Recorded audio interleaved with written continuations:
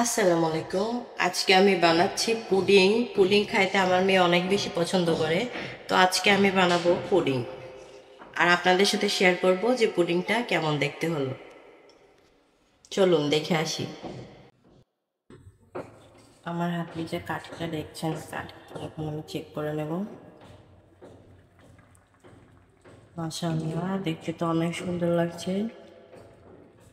মাশাআল্লাহ, মনে হচ্ছে পারফেক্ট ভাবে হয়েছে, তবে একটু সময় নেবে, তারপরে হয়ে যাবে।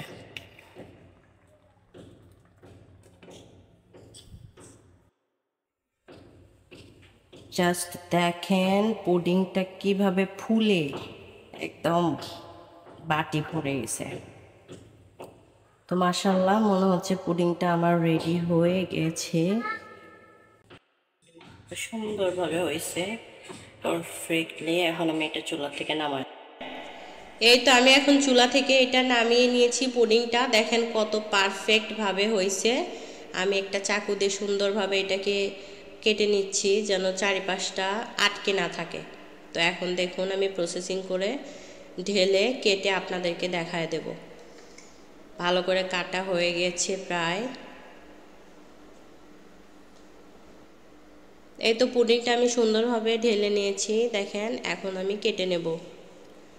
অবশ্য অনেকে ফ্রিজিং করে তারপরে কাটে, তো আমি গরম গরমই কাটছিলাম দেখানোর ক্ষেত্রে। দেখেন কত সুন্দর আর পারফেক্টভাবে হয়েছে, দেখছেন? অনেক সুন্দর, ইয়াম্মি।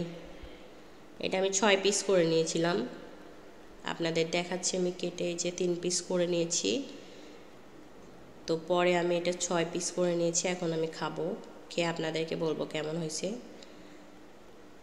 দেখেন,